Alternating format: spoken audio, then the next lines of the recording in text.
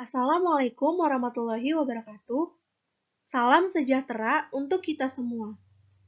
Perkenalkan, nama saya Zahra Nur Aulia dari kelas R2E kelompok 1. Tujuan saya membuat video ini untuk memenuhi tugas mata kuliah fonologi bahasa Indonesia dengan dosen pengampu Bapak Irwan Siagian MPD. Di sini saya akan menjelaskan materi mengenai tokoh ilmu fonetik, pandangan dan kajian.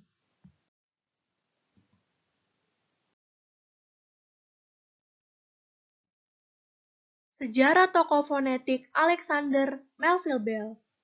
Menurut Arifin Zainal, tahun 2017 halaman 3, Alexander Melville Bell lahir pada 1 Maret 1819 dan meninggal pada 7 Desember 1905. Bell bekerja sebagai profesor di Universitas Edinburgh tahun 1843 hingga 1865 dan Universitas London tahun 1865 hingga 1870. Selain itu, Bell juga mengajar kursus di Lowell Institute Boston pada tahun 1870 hingga 1871. Bell menjadi dosen filologi di Queen's University Kingston, Ontario, tahun 1970. Lalu dia pindah ke Washington pada tahun 1881 untuk mengajar tunarungu.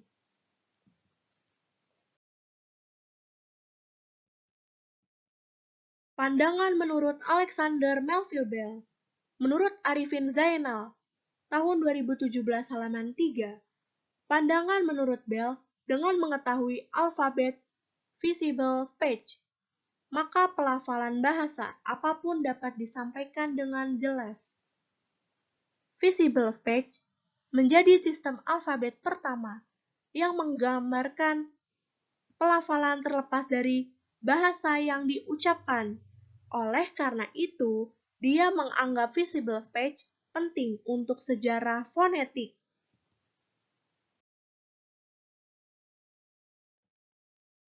Teori temuan Alexander Melville Bell.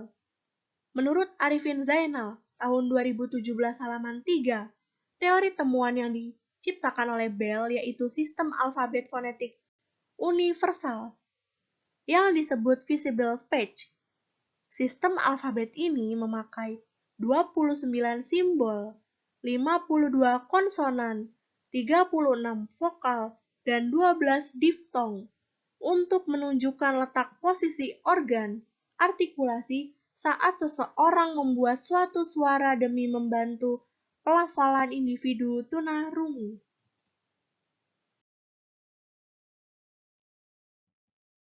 Selanjutnya, sejarah tokoh fonetik Jacobson. Menurut Arifin Zainal, tahun 2017 halaman 4, Roman Jacobson lahir di Moskow pada tahun 1896 dan meninggal di Amerika Serikat pada 1982.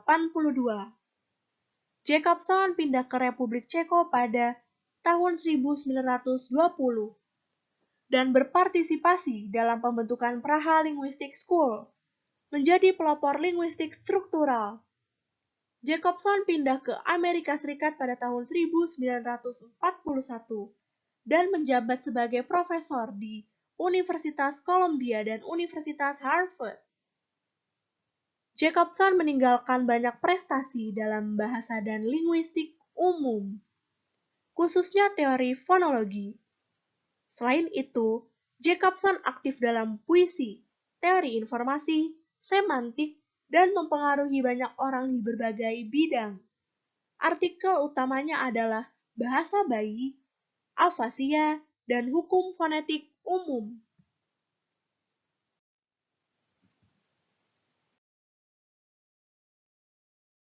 Pada tahun 1901, abad ke-20, Jacobson mulai mempopulerkan fonologi. Jacobson adalah salah satu ahli bahasa paling terkenal dan berpengaruh. Jacobson mengembangkan teknik-teknik baru untuk analisis sistem bunyi linguistik, yang pada dasarnya mendirikan disiplin fonologi modern. Jacobson melanjutkan untuk memperluas prinsip dan teknik yang sama untuk mempelajari aspek-aspek lain bahasa seperti sintaks, morfologi, dan semantik. Jacobson menjadi tokoh penting dalam adaptasi analisis struktural terhadap disiplin di luar linguistik, termasuk filsafat, antropologi, dan teori sastra.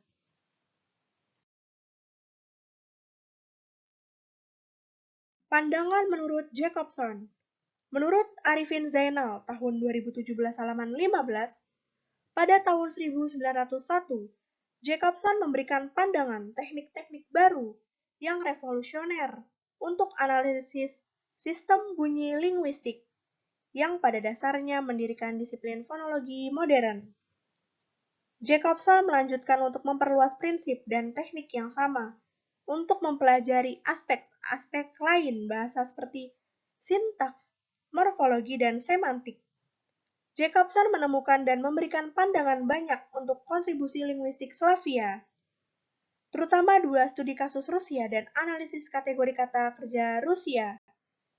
Ia mengusulkan metode untuk penyelidikan puisi, musik, seni visual, dan film.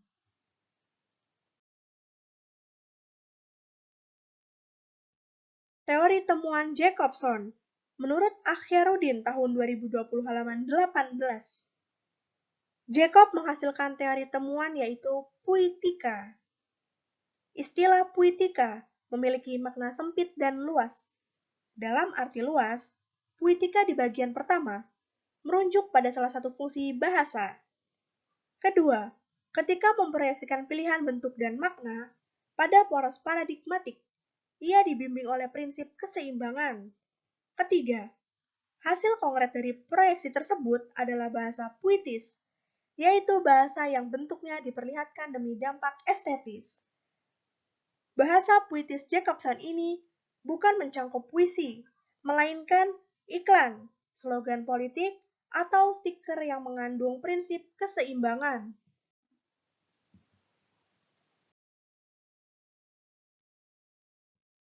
Selanjutnya, sejarah tokoh fonetik Kenneth.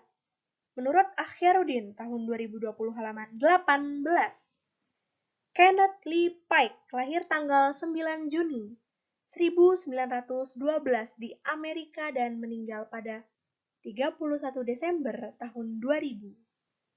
Setelah menyelesaikan pendidikannya di Watchdog Academy pada 21 Juni 1928, Pike melanjutkan studinya ke Gordon College of Mission and Theology di Boston.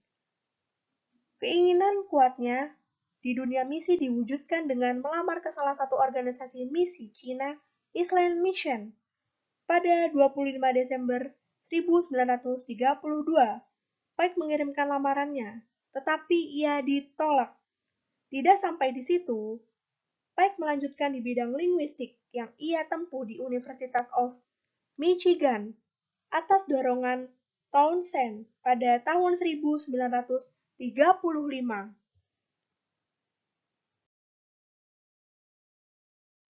Pada tahun 1936, Pike menetap di Mistech dari penerapan pendekatan monolingual yang dikembangkan sejak 1935 terhadap masyarakat Mistech. Ia mengembangkan demonstrasi monolingual di tahun yang sama. Lewat pengajaran demonstrasi monolingual ini, Pike menyampaikan hal-hal yang perlu dilakukan para peneliti bila ingin mempelajari bahasa-bahasa yang minim aksara, tanpa kamus, tanpa tata bahasa tulis, bahkan tanpa penerjemah yang tersedia. Pada tahun 1936, Pike mulai mempopulerkan fonetik dan fonemik, terbukti dari perkembangan penelitian yang terus dikerjakan. Salah satunya tulisan mengenai fonetik dan fonemik yang terus dikembangkan dan dihasilkan.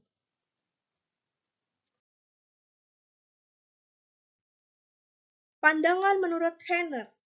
Menurut Akhyarudin tahun 2020 halaman 18, Pike dikenal sebagai pelopor aliran tekmemik yang diambil dari kata tekmem. Pike memberikan pandangan bahwa satuan dasar sintaksis adalah tekmem, yaitu satuan terkecil tata bahasa yang tersusun atas korelasi antara gatra, slot, dan kelas. Gatra adalah posisi fungsional yang diduduki oleh satuan sebagai bagian dari keseluruhan yang lebih besar. Sementara itu, kelas adalah seperangkat butir yang dapat mengisi gatra itu. Dan Pike juga memberikan pandangan bahwa data bahasa terdiri atas unit-unit yang terstruktur.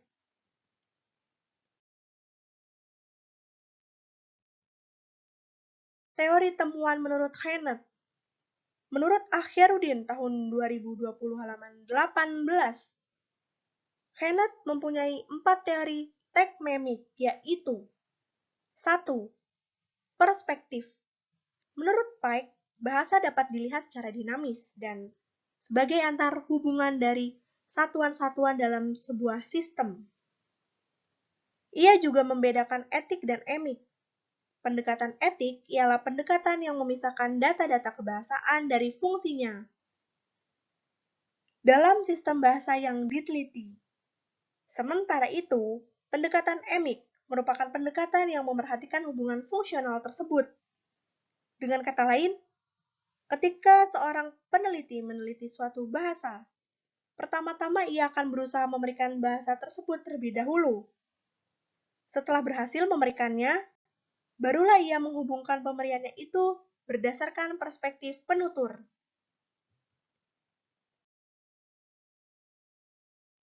2. Hierarki. Bahasa memiliki hierarki. Ada struktur yang lebih besar daripada kalimat. Adapun yang lebih kecil dari kalimat. Namun, meskipun bahasa mengenal hierarki, hubungan di antara unsur-unsur bahasa bukanlah hubungan yang terlepas, melainkan menyeluruh. Unsur-unsur tersebut memang dapat diteliti secara terpisah, namun bukan berarti masing-masing unsur tidak berkaitan. Sebagai contoh, pembahasan mengenai sintaksis akan menemukan kendala tanpa menyertakan aspek morfologis. Unsur-unsur tersebut merupakan poin yang menguntungkan bagi peneliti untuk mencapai keseluruhan yang hendak dicapai. 3. Satuan. Data bahasa terdiri dari satuan-satuan terstruktur. Untuk menentukan apakah sebuah unsur merupakan sebuah satuan, bukan dua satuan berbeda. Harus dilihat kontras-kontras yang ada jalur variasinya dan distribusinya. Alat ketiga ini disebut juga fungsi ontologis. 4. Konteks. Satuan-satuan terstruktur itu merupakan komposisi bentuk dan arti. Bentuk bahasa juga tidak dapat dipisahkan dari arti yang didapatkan dari konteksnya, karena arti sebentuk bahasa justru didapat dari konteksnya.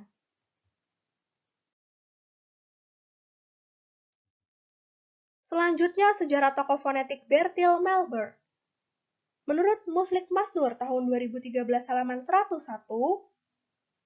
Bertil Melberg lahir pada 13 Agustus 1889 di Swedia dari Theodor Melberg dan Hanna Roman.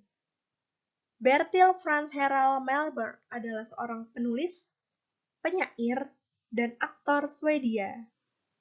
Selain itu, ia juga seorang fonetisi Prancis. Melberg adalah pemenang hadiah Doblok tahun 1956. Hadiah sastra yang diberikan untuk fiksi Swedia dan Norwegia. Ia meninggal 11 Februari 1958 di Swedia.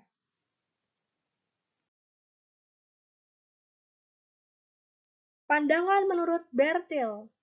Menurut Muslik Masnur tahun 2013 halaman 101, Bertil mempopulerkan fonetik tahun 1956.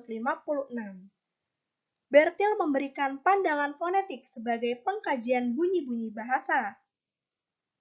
Pandangan menurut Bertil, fonetik ialah pengkajian yang lebih fokus pada ekspektasi bahasa, bukan isinya. Yang penting adalah bunyi-bunyi bahasa yang dihasilkan, bukan makna yang ingin disampaikan.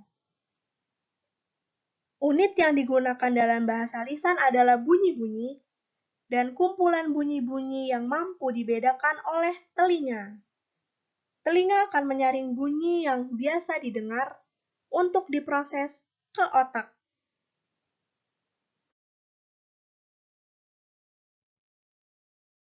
Teori temuan menurut Bertil. Menurut Yuliati Ria Unsia Frida tahun 2018 halaman 11, teori temuan oleh Bertil Melberg, yaitu ilmu fonetik dibagi menjadi 4. Ilmu fonetik umum, ilmu fonetik deskriptif, ilmu fonetik sejarah, ilmu fonetik normatif.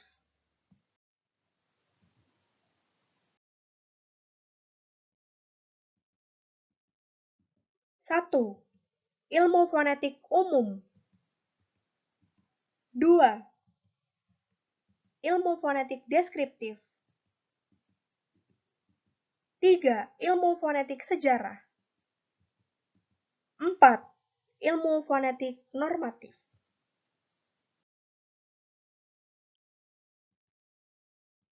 1. Ilmu fonetik umum adalah mempelajari dan mengkaji bagaimana bunyi-bunyi dihasilkan dan organ apa saja yang terlibat. 2.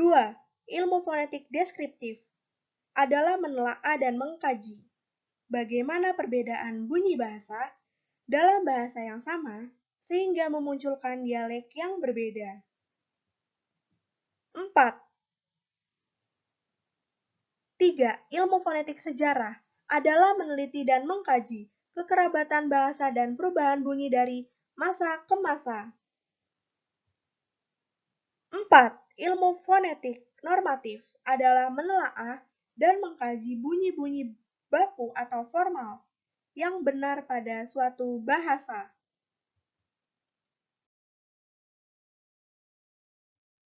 Selanjutnya, sejarah tokoh fonetik O'Connor. Menurut Muslik Masnur tahun 2013 halaman 102, Joseph Desmond O'Connor lahir pada tanggal 10 Desember tahun 1919 di Harrogate, Britania Raya, dan meninggal 15 Juli 1998 di Harrogate, Britania Raya.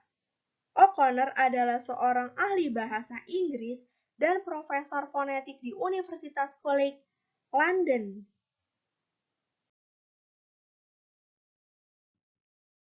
Pandangan menurut O'Connor. Menurut Muslik Masnur tahun 2013 halaman 102, O'Connor mempopulerkan fonetik pada tahun 1991. O'Connor memberikan pandangan bahwa fonetik ialah ilmu yang bersangkutan dengan bunyi-bunyi ujar yang dihasilkan oleh alat ucap manusia. Bunyi-bunyi yang dapat didengar ini kemudian diformulasikan menjadi kebiasaan yang terdapat dalam bahasa masyarakat yang bersangkutan. Formula bunyi-bunyi ujar ini diberikan fungsi tertentu sehingga dapat dipakai untuk menyampaikan pesan tertentu. Barulah bunyi ujar tersebut bisa dipahami dan dimanfaatkan. Teori temuan yang dihasilkan O'Connor menurut Muslik Masnur tahun 2013 halaman 102, yaitu O'Connor mempunyai teori temuan komunikasi berawal dari otak pembaca. Otak mempunyai dua fungsi yang berbeda, yaitu fungsi kreatif dan fungsi saluran.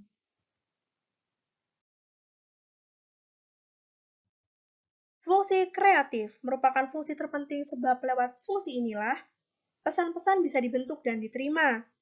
Dalam praktiknya, ada 3 fase yang berbeda dalam fungsi kreatif otak ini. Fase pertama, menghidupkan komunikasi. Fase kedua, alat komunikasi. Fase ketiga, memastikan bentuk pesan. Selanjutnya, fungsi saluran. Pada otak penutur lebih bersifat teknis. Fungsi saluran melibatkan pembicaraan mengenai peranan otak, yaitu organ utama yang terlibat dalam penghasilan bunyi bahasa, dan 3 peringkat bagi proses pemahaman bunyi yang dihasilkan.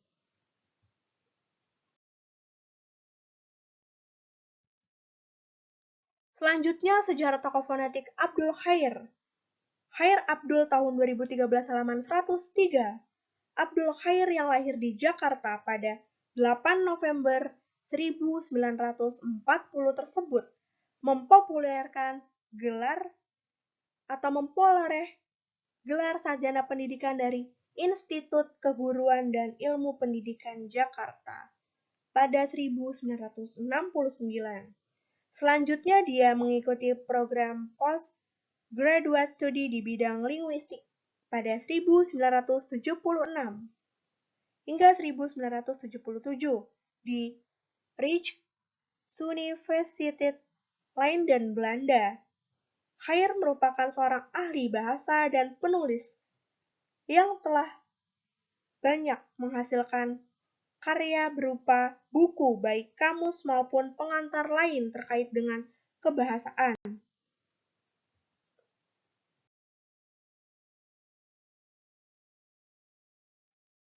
Pandangan menurut Abdul Khair. Khair Abdul tahun 2013 halaman 103. Abdul Khair mempopulerkan linguistik dan fonologi serta fonetik di Indonesia pada tahun 1994 melalui salah satu bukunya yaitu Linguistik Umum, dan di dalamnya terdapat pembahasan fonetik. Abdul Khair memberikan pandangan bahwa jenjang subsistem dalam linguistik dikenal dengan nama tataran linguistik atau tataran bahasa. Apabila diurutkan dari tataran terendah sampai tataran tertinggi, dalam hal ini yang menyangkut ketiga subsistem, yaitu tataran fonem, morfem, frase, klausa, kalimat, dan wacana. Selain itu, Khair juga memberikan pandangan bahwa fonologi memfokuskan perhatian pada bagaimana bunyi-bunyi pada suatu bahasa muncul. Teori temuan menurut Abdul Khair. Khair Abdul tahun 2013 halaman 103. Teori yang ditemukan oleh Abdul Khair yaitu membagi urutan proses terjadinya bunyi bahasa menjadi 3 jenis fonetik, yaitu 1. Fonetik artikulatoris atau fonetik organis atau fonetik fisiologi, mempelajari bagaimana mekanisme alat-alat bicara manusia bekerja dalam menghasilkan bunyi bahasa, serta bagaimana bunyi-bunyi itu diklarifikasikan. 2. Fonetik akustik, mempelajari bunyi bahasa sebagai peristiwa fisis atau fenomena alam. Bunyi-bunyi itu diselidiki frekuensi dan getarannya serta amplitudonya dan intensitas alam. 3. Fonetik auditoris, mempelajari bagaimana mekanisme penerimaan bunyi bahasa itu oleh telinga kita.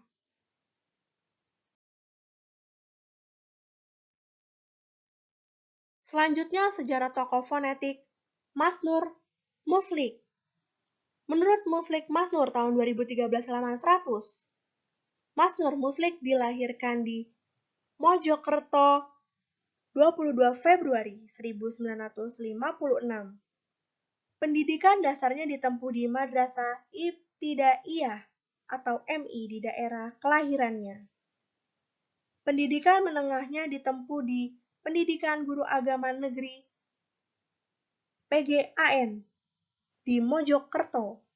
Gelar Sarjana Muda Pendidikan BA dan Sarjana Lengkap Pendidikan Doktorandus bidang Bahasa dan Sastra Indonesia diperolehnya di IKIP Negeri Malang atau sekarang disebut Universitas Negeri Malang, masing-masing pada tahun 1978 dan 1982. Gelar Master of Science MSI di bidang ilmu-ilmu sosial yang diperolehnya di Universitas Airlangga pada tahun 1998 dengan sponsor Bank Dunia.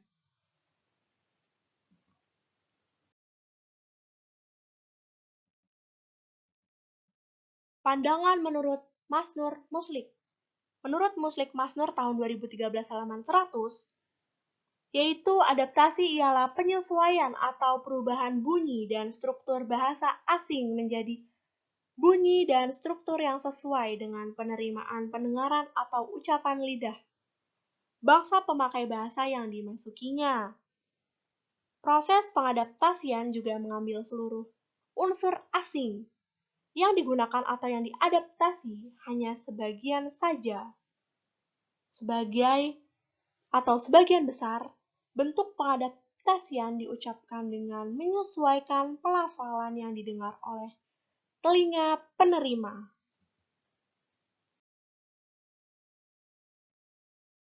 Teori temuan menurut Masnur Muslik.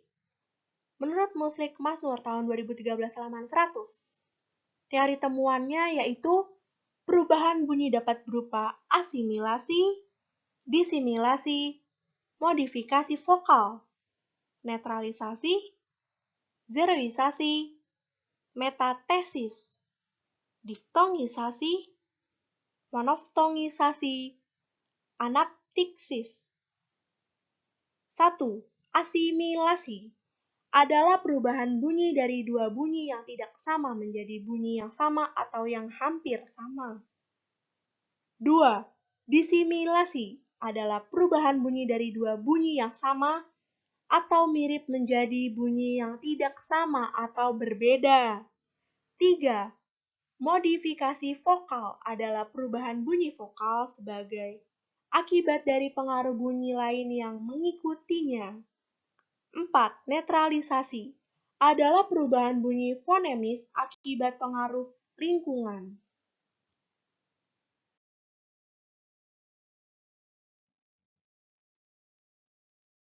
5.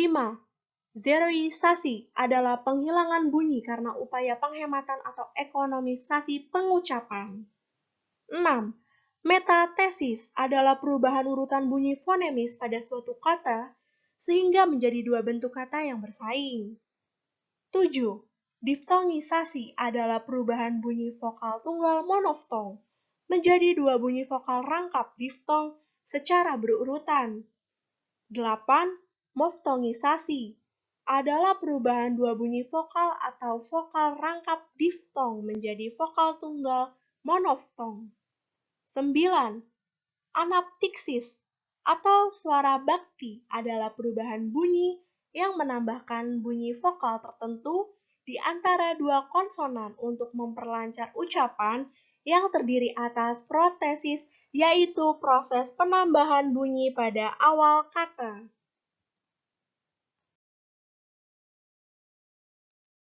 Selanjutnya, sejarah tokoh fonetik Marsono. Menurut Marsono tahun 2000 halaman 80, Prof. Dr. Marsono S.U. lahir di Temanggung pada tanggal 10 Agustus 1949. Ia menyelesaikan studi S1 1976, S2 1985, dan S3 1997 di Universitas Gadjah Mada. Studi pra S3 di Universitas Leiden, Belanda 1986 hingga 1987.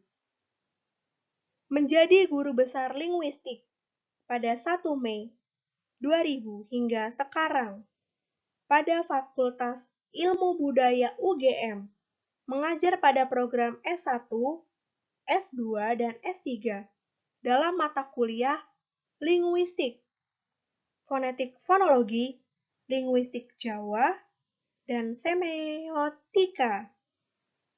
Ilmu sastra budaya Nusantara atau Jawa, dan ilmu pariwisata, pengantar ilmu pariwisata, manajemen sumber daya manusia pariwisata, budaya sebagai daya tarik wisata, psikologi pariwisata, serta agro dan desa wisata.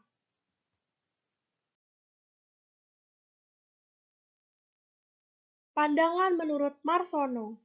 Menurut Marsono tahun 2000 halaman 80, yaitu fonetik merupakan ilmu yang menyelidiki dan berusaha merumuskan secara teratur hal tentang bunyi bahasa, atau dengan kata lain, fonetik menyelidiki bunyi bahasa dari sudut tuturan atau ujaran.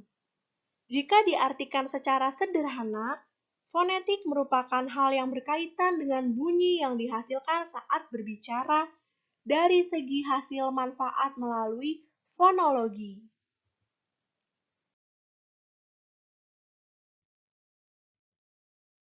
Teori temuan menurut Marsono. Menurut Marsono tahun 2000, halaman 81.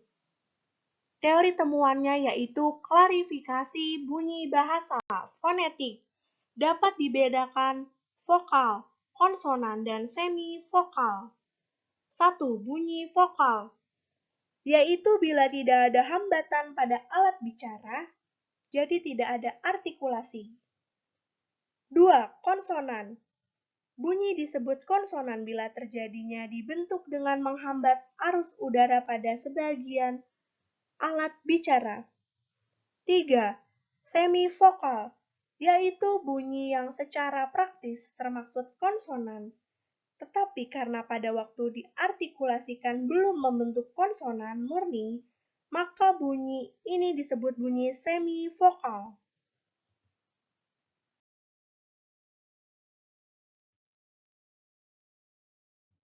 Selanjutnya, di bagian akhir yaitu simpulan. Tokoh ilmu fonetik adalah beberapa ahli atau pakar fonetik yang terkenal di dunia. Ahli-ahli atau pakar ini fokus di bidang fonetik. Sejarah fonetik yaitu bidang fonologi yang berfokus untuk meneliti bunyi bahasa tanpa menghiraukan makna dari bunyi bahasa tersebut. Banyak tokoh yang meneliti mengenai fonetik dengan sudut pandang yang berbeda-beda. Dan tokoh tersebut berhasil atau menciptakan temuan yang berbeda-beda.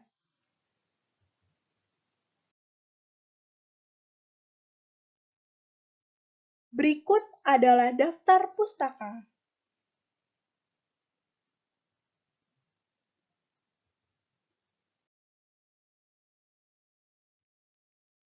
Demikian yang dapat saya sampaikan mengenai materi tokoh ilmu fonetik pandangan dan kajian. Kurang dan lebihnya mohon maaf.